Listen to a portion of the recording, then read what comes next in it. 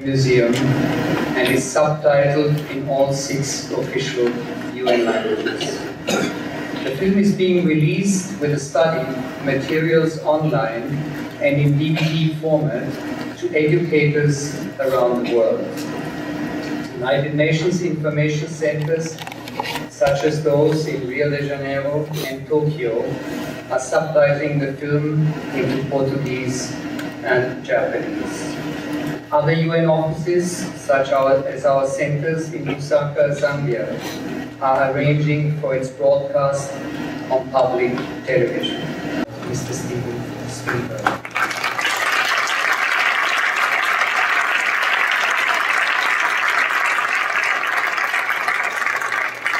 It is no exaggeration, Mr. Spielberg, to say that you have changed the way that we view the world today. You have done so through many films and equally through your dedication to Holocaust education for more than 20 years. With the USC Shoah Foundation, which you have established, you recognize the importance of Holocaust survivor testimony in imparting the lessons of the Holocaust to the next generation and to help combat hatred, intolerance, and anti-Semitism. Many years ago, I personally already had the opportunity to work closely with the Foundation on the creation of educational DVDs for teachers and students in my own country, Austria. And I can tell you, they have made a world of a difference to Holocaust education in Austrian schools.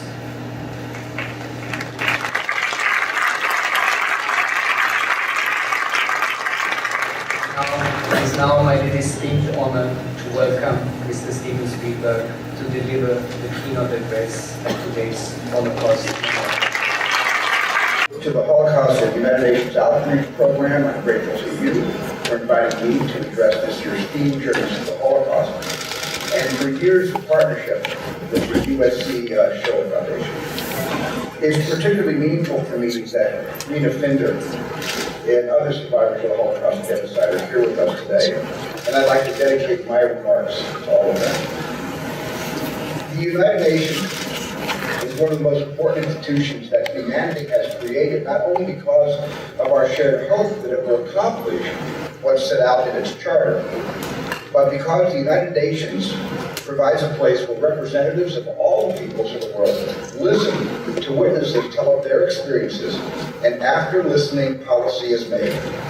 This is a place where testimony forms the basis for action. When I began to consider what I'd say about this year's theme, Journeys Through the Holocaust, I was confronted with 2 questions. The first was whether I could speak meaningfully, since I'm not a Holocaust survivor. I'm a Jewish American man born a year after World War II. My initial awareness of what had happened to the Jews of Europe under fascism came from my grandmother and my grandfather telling me horrifying accounts of the fates of their relatives and their friends. And when I was 3 or 4 years old, I remember sitting with my grandmother and she taught English to Hungarian survivors. And they showed me the concentration camp tattoos on their arms. And I've been told that this is where I started to learn to read numbers. Like a lot of Jewish kids, I encountered versions of anti-Semitism growing up. And I examined those encounters in the light of the history I absorbed of pogroms and death camps. Anti-Semitism led to the construction of Auschwitz. And while I sensed a connection between bigoted slurs and genocide, I wondered how the American version of anti-Semitism that I had experienced had been rendered so infinitely less destructive. And the effort to answer this question shaped my politics, as did learning that in addition to 6 million Jewish lives claimed during the Holocaust and the genocide of the Roma, Nazi persecution victimized many other groups, such as homosexuals, the disabled, and political dissidents, all vulnerable to prejudice and oppression of the fascist killing machine. I became a filmmaker because it was important to me to communicate my concerns and preoccupations to my audience, and when I became a father to my children. And it took me approximately 20 years of directing sharks, aliens, and dinosaurs before I believed I might be ready to make a film about the Holocaust. And once I started directing Schindler's List, I realized that I felt anything but ready for the task that lay before me. During the filming, the survivors visiting the set told me their histories, and many said, "Please tell my story after you tell Oscar Schindler's." Now, they weren't asking to have a movie made about them. They were asking me to help ensure the existence of an indelible record of what had befallen them, of what had befallen their loved ones, their cities, their entire culture, and their civilization. So I believe that given the opportunity, they could become the world's teachers. We needed only to give them the platform. We built that platform when we began the Shoah Foundation in 1994. It was in the first 4 years, our videographers and interviewers traveled the world recording approximately 250 interviews with Holocaust survivors each and every week. Rita Finder's journey is recorded in her Shoah Foundation testimony, along with the journeys of 51,413 other survivors living in 56 countries, speaking in 32 languages. Directing Schindler's List, interviewing survivors, this was my way to try to understand the Holocaust. Breaking down the phenomenon of overwhelming horror into individual moments was the only way I knew how to approach and better understand it. Those who lived through it know what we will never know. But we can learn because they wanted to teach us. Survivors and witnesses often say that their dearest hope, the hope that helped keep them alive, was to be heard and to be believed and to be understood. So although I have no personal journey through the Holocaust to recount, I offer my journey to the journeys of survivors. My Holocaust journey, and that of everyone not a survivor, is a journey toward understanding. My second question regarding our theme, Journeys to the Holocaust, pertains to the preposition through. That word made me pause. In this context, it strikes me as being a tremendously optimistic word. It suggests that it was possible and remains possible to enter and then exit the Holocaust. That for those who experienced it and for the world in which it occurred, it was a beginning and an end. And of course, they were both, historically speaking. A very small minority of people did survive the camps and went on to live productive and long lives, extraordinary lives, in the course of which many felt that they decisively triumphed over the evil that tried and failed to devour them.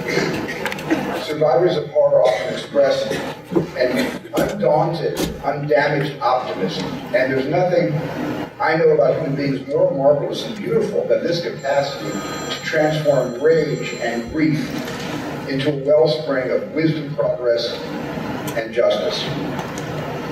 But the survivors' powerful determination to contribute to a future without genocides doesn't come from leaving the Holocaust behind, from escaping history. Their determined demand is that we engage fully with history, that the Holocaust remain with us in memory. Theirs were journeys into the Holocaust. They cannot emerge from it, and neither can the world until there are no more genocides, until the unthinkable becomes impossible. Tragically,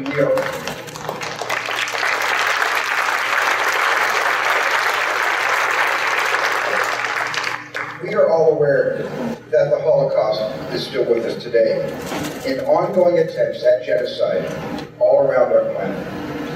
In response to this reality, we expanded the Shoah Foundation's collection to include testimony from the genocides in Armenia, Cambodia, Rwanda, the Nanjing Massacre, and eventually will include testimony from Srebrenica and Sudan.